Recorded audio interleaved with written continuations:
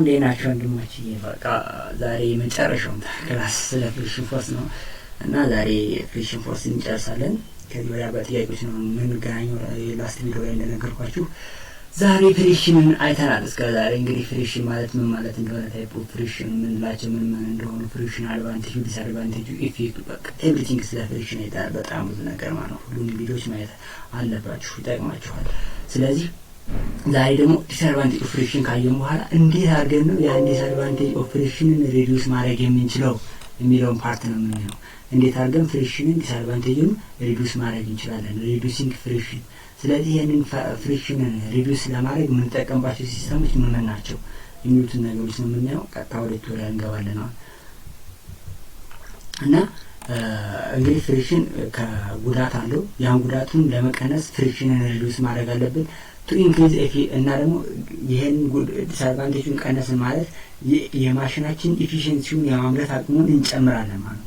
ስለዚህ ዌስቴጅ ኦፍ ፓወርን በዛው ቢቀንሳል ማለት ነው። ስለዚህ ሪዲዩሲንግ ፍሪክሽን በጣም ጠቃሚ ነገር ነው። እንዴት አድርገን ነው ፍሪክሽንን ሪዲዩስ ማድረግ የምንችለው የሚለው ነው። ፍሪክሽን ሀዝ የማሽን ኢፊሺየንሲ ለመጨመር፣ ዌስቴጅ ኦፍ ፓወርን ለመቀነስ ፍሪክሽን ማስት ቢ ሪዲዩስ መደረግ አለበት። እንዴት የሚል ነው። ሜትድ ኦፍ ሪዲዩሲንግ ፍሪክሽን አር ዘ ፎሎዊንግ የሚከተሉት ናቸው። አንደኛ ሪሙቪንግ ዘ ራፍነስ ኦፍ ዘ ሰርፌስ ስሙዝ ሰርፌስ ለስ ፍሪክሽን ዝሮ ዘ ሰርፌስ። ራፍነሱም ሪሙቭ ማድረግ። ለምሳሌ በጣም ራፍ ሰርፌስ ካለ የሆነ ለመሄድ የሚያስቸግር መንገድ ምናምን ይጠረጋል። ያን ነው ለምሳሌ ኦብስታክሎቹ ምናምን ካሉት ሪሙቭ ማድረግ። ለምሳሌ በኬብል ላይ ለመሄድ ራፍ ነገር ካለ ያንን ኬብሉ ማድረግ ምናምን ነገር ሪሙቪንግ ዘ ራፍነስ ኦፍ ዘ ሰርፌስ። ይሄ የመጀመሪያው ቴክኒክ ነው ማለት ነው።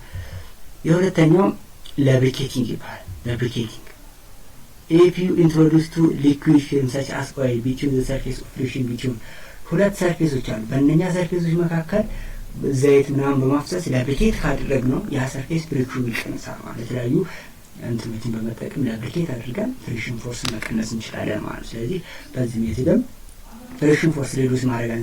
ስለዚህ ያ ኦይሉ ያን ቀዳዳውን ያን ፍሪክሽን ፓርቱን ይሞላውና በቀላሉ ሴፓሬት የሆኑትን ነገሮች ከሞላለን ፍሪክሽን ፎርስ። ለምሳሌ የሆነ ሰርፌስ አለ፣ ቴብላችሁ የሆነ እንትን አለው የሆነ ፍሪክሽን የሚያስገቡ ወጣ ገባ ነገር ካሉት በእነኛ በቀዳዳዎች ውስጥ የሆነ ነገር ሶልድ ነገር ከገባበት እነኛ እንትን ሲሉ በዛ ላይ ሙቭ ለማድረግ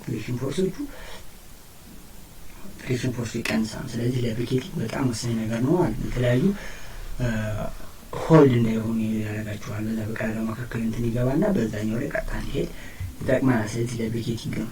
ሌላው ደግሞ ሮሊንግ ቦዲ ማለት ቦዲ ነው ሮል ማለት እንደዚህ ማንከባል ነው። ስለዚህ ይሄም በጣም ጠቃሚ ነው።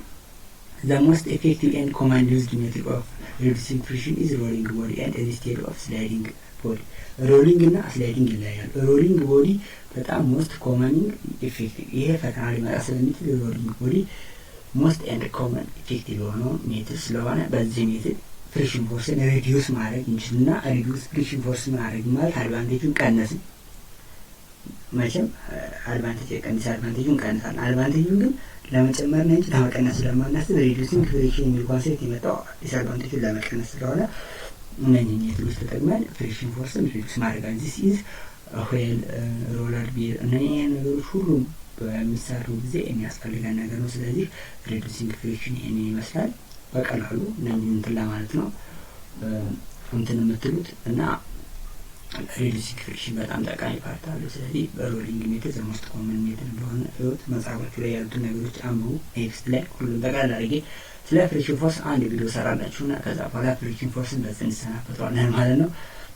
ይህን ይመስላል የዛሬው ቪዲዮ። ይህ ፍሪክሽን ፎርስ በዛ አለቀ። ስለ ፍሪክሽን ፎርስ ሞር ኢንተረስትድ ከሆናችሁ 9ኛ ክፍል የሰራኋቸው 10ኛ ክፍል ላይ 11ኛ ክፍል ላይ የምሰራቸው የዩኒቨርሲቲ ፍሬሽማን ኮርስ እና ዩኒቨርሲቲ ደግሞ የምሰራቸው ኮርሶች አሉ። ዩኒቨርሲቲ ተማሪዎች እነኛ ሁሉንም እየገባችሁ ማግኘት ትችላላችሁ፣ ማየት ትችላላችሁ እና ደግሞ ጀነራል ኖሌጃችሁንም ከዚህ ማስፋት ትችላላችሁ። ይሄን ይመስላል። ዌብሳይታችን ላይ እየገባችሁ ሬጂስተር በማድረግ ሰፖርት አድርጉኝ። አመሰግናለሁ። ይሄን ይመስል ነበር የዛሬው ቪዲዮ። ኔክስት ላይ እንግዲህ ኤግዛምፕሎችን እንሰራላችሁ እና ደግሞ ኮንክሉድ አድርጌ ሁሉንም ፓርት አንድ ጋር እሰራላችኋለሁ።